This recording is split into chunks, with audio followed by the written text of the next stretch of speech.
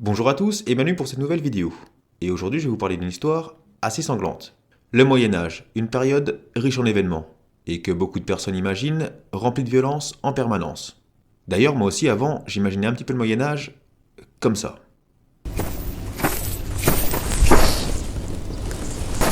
Eh toi là-bas, Ouais. j'aime pas ta gueule. Et alors, qu'est-ce que tu veux que ça me foute? Bah je vais te tuer. Non mais il est malade, lui.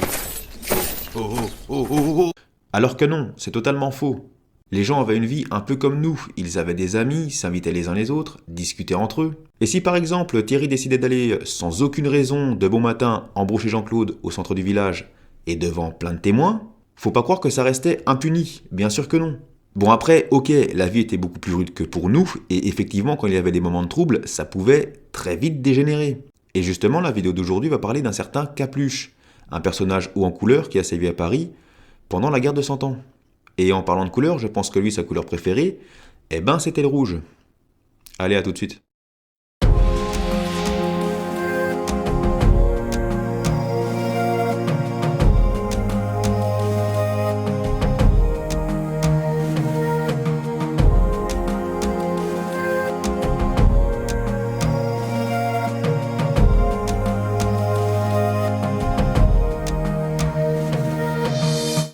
Avant tout, je vais devoir comme à chaque fois remettre les choses dans leur contexte, sinon vous allez rien comprendre.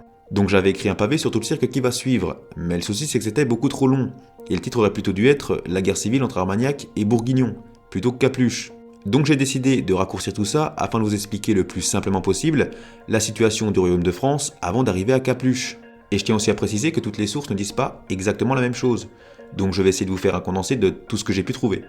Nous sommes aux alentours de l'année 1400 en France. Le roi de France, Charles VI le Fou, n'a plus toute sa tête depuis qu'il a embauché 4 de ses hommes, le 5 août 1392, suite à un de ses premiers gros pétages de plomb. Il est donc décidé, quelque temps plus tard, que ce seraient ses proches qui prendraient la régence du royaume de France. Et dans le tas, on retrouve deux partis relativement puissants. Le parti Armagnac, dirigé par Louis Ier d'Orléans, et le parti Bourguignon, dirigé quant à lui par Philippe le Hardi. Et forcément, les deux partis vont devenir en quelque sorte rivaux. Ils ne vont faire que de se tirer dans les pattes pour avoir la plus grosse part du gâteau. Mais Philippe le Hardi va décéder en 1404, et c'est son fils Jean sans peur qui va reprendre le flambeau. Et là, ça va encore empirer. Tout ça va déboucher sur une guerre civile ultra violente, qui va être faite d'alliances, de vengeances meurtrières et de massacres. Mais ça, je vous le raconterai peut-être dans une future vidéo. On va faire un bond jusqu'en 1411 à Paris. L'actuel duc de Bourgogne, Jean sans peur, décide pour mettre tout le monde d'accord de rentrer dans Paris avec une armée forte de 60 000 hommes. Et au final, il prend possession de la capitale. Mais malgré tout, les tensions dans la ville sont pesantes, et en 1413, une première révolte éclate, et des massacres sont commis contre les Armagnacs dans Paris. Une certaine faction de la ville de Paris, celle des Cabochiens, va alors faire parler d'elle pendant ce massacre. Il s'agit d'une faction comptant essentiellement des personnes issues de classes populaires de la cité parisienne, et qui ont pour chef un certain Caboche. Mais on y trouve aussi des personnes issues de la corporation des bouchers, qui étaient des personnes relativement riches, mais qui ne s'entendaient pas avec la noblesse parisienne. Et vu ce qui allait suivre, c'est sûr qu'il n'appartenait pas à la faction des fleuristes. Ok, je sors. Le duc de Bourgogne laissera les Armagnacs se faire massacrer, car lui au final, ça l'arrangeait bien. Mais fin 1413, le vent va tourner, et la population parisienne choquée par ces massacres va appeler au secours les Armagnacs, qui lèveront une armée et Paris sera repris aux Bourguignons. Le duc de Bourgogne ainsi que Caboche réussiront à quitter la capitale à temps, tout comme certains Cabochiens. Quant aux autres, ils seront exécutés. Les années passent et les Anglais profitent de cette guerre civile pour relancer la guerre de Cent Ans, qui était alors en trêve, et ils commencent par envahir une bonne partie du nord de la France. L'armée française, composée essentiellement d'Armagnacs, se fera d'ailleurs sévèrement punir lors de la bataille d'Azincourt, qui restera dans l'histoire comme l'une des pires déculottées de l'armée française face à l'armée anglaise. Mais bon, ça aussi ça mérite une vidéo. En 1418, une grosse partie de la population parisienne commence à regretter les Bourguignons, et il est décidé par le duc de Bourgogne de reprendre la capitale, grâce à l'aide de traîtres à l'intérieur de Paris. Lors de la nuit du 29 mai 1418, on ouvre la porte Saint-Germain à une petite troupe du duc de Bourgogne, accompagnée par les Cabochiens, et aussi par un certain Capluche. Et on rentre enfin dans le vif du sujet. Alors je n'ai pas trouvé grand chose sur la jeunesse de Capluche. Ce qu'on sait, c'est qu'il devient bourreau de Paris en 1411, et chaque année passante, il devient beaucoup plus influent auprès de la populace parisienne, et en devient même le chef. Il se lie alors d'amitié avec un certain Caboche, chef des Cabochiens. Et il devient tellement influent et a tellement de partisans à ses côtés qu'il fait quasiment la loi dans Paris.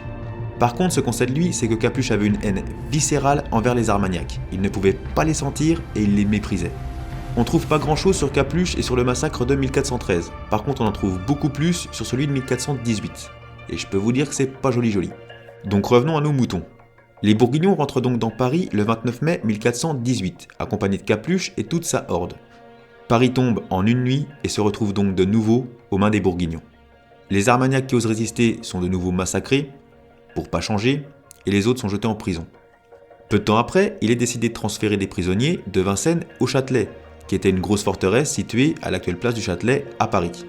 Capuche propose tout de suite et est très insistant pour y conduire les prisonniers, et il promet de bien les faire livrer comme demandé. Mais là, Capuche va commencer à vraiment déraper, et à se mettre pas mal de monde à dos. En plein chemin, il fait arrêter le convoi, et demande à ce que tous les prisonniers soient alignés devant lui, et qu'on les égorge. Alors qu'il n'a aucune réelle autorité sur eux, il était juste là pour les faire transférer. Et le 12 juin 1418, l'horreur totale va avoir lieu. Capuche et ses camarades ont soif de sang, et n'ont en tête que de régler leur compte aux Armagnacs restant dans Paris. Ils n'attendent qu'un prétexte pour passer à l'acte. Il va arriver grâce à une rumeur. Les Armagnacs seraient en train de monter une armée, non loin de Paris, pour récupérer la capitale et se venger de la populace. Mais en réalité, il n'y a absolument aucune armée armagnac dans le coin. Capuche et ses partisans vont alors commencer par attaquer des prisons et des forts où sont détenus les Armagnacs. Au début, les gardes leur feront face pour les empêcher d'entrer, mais face au nombre, ils ne pourront pas tenir et par la suite, ils les laisseront même entrer sans aucune résistance. Ils vont alors massacrer les Armagnacs dans les prisons, certains seront égorgés, d'autres décapités. Certains se posteront même devant l'entrée d'une prison et les prisonniers seront envoyés un par un, face à un cabochien qui armé d'une hache leur fendra le crâne en deux.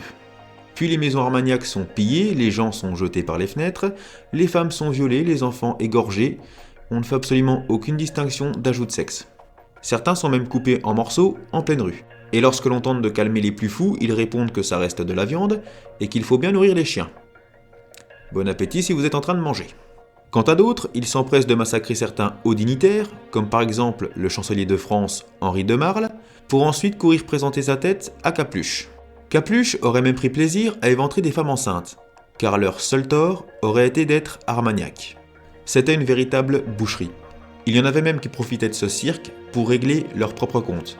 Il suffisait de désigner n'importe qui comme étant armagnac et il était aussitôt trucidé, ou même de se faire justice soi-même, on risquait pas d'être inquiété.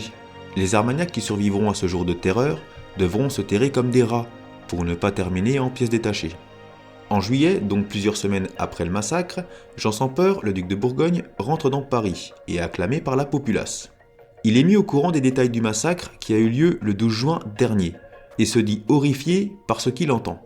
Alors que bizarrement, le massacre de 1413 ne l'avait pas dérangé plus que ça.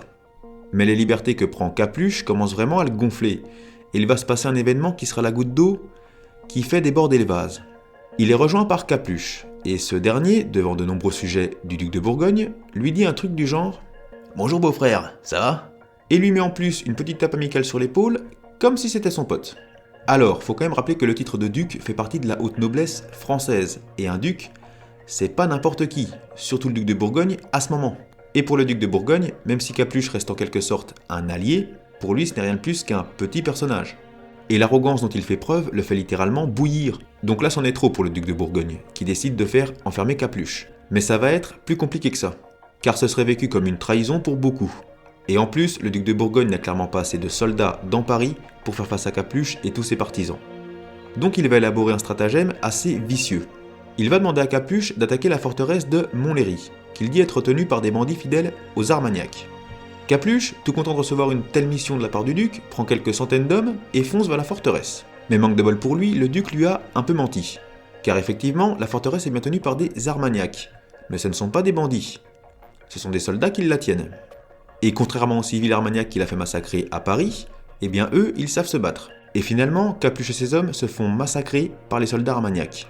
Mais Capuche, avec un petit nombre de ses camarades, arrive à en réchapper et rentre à Paris, où il est accueilli par des soldats qui l'attendent et le jettent en prison. Le duc de Bourgogne le condamnera à mort par décapitation, avec certains de ses bras droits, et il ordonnera aussi qu'on lui coupe la main, avec laquelle il avait osé le toucher. Ce fut le propre valet de Capuche qui en fut chargé, et on raconte que Capuche aurait pris peur en voyant son valet se préparer à l'exécution. Il lui aurait donc montré comment s'y prendre pour lui couper la tête. Après son exécution, la dépouille de Capeluche sera pendue au gibet aux yeux de tous. Il n'y aura finalement aucune rébellion suite à l'exécution de Capeluche, car on se rendit vite compte qu'en fait, beaucoup le suivaient par peur, et non parce qu'il l'adulait. Voilà, c'était l'histoire méconnue de Capeluche, le bourreau de Paris. La guerre de 100 ans, c'est pas vraiment un sujet qui intéresse, contrairement par exemple à la Seconde Guerre mondiale. Mais c'est pourtant une guerre pleine de rebondissements, et c'est peu dire. Certains d'entre vous ont sûrement regardé la série Game of Thrones, qui a été un carton planétaire. Eh bien, saviez-vous que George R. Martin, l'auteur de Game of Thrones, s'est grandement inspiré de la guerre des Deux Roses, qui était une guerre de pouvoir voyant s'affronter deux familles d'Angleterre, mais aussi de la guerre de 100 ans. Lors de sa tournée européenne en 2014, il a tenu à s'arrêter à Dijon, l'actuelle capitale de Bourgogne, et qu'il était aussi à l'époque du duché de Bourgogne, lors de la guerre de 100 ans. J'ai lu l'histoire des grands ducs de Bourgogne et de la guerre de 100 ans.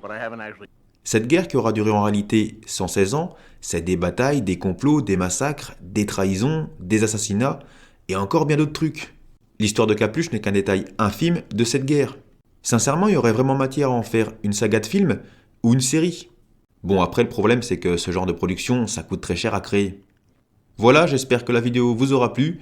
Comme d'hab, si vous n'êtes pas abonné, n'hésitez pas à vous abonner et aussi à activer la petite cloche pour recevoir les notifications et les nouvelles vidéos. Pensez aussi à partager et lâcher un petit like si vous avez aimé. Et moi je vous fais tout plein de bisous. Ah, et si jamais vous vous demandez pourquoi la guerre de 100 ans m'intéresse autant, eh bien c'est très simple, je suis bourguignon. Allez, bisous.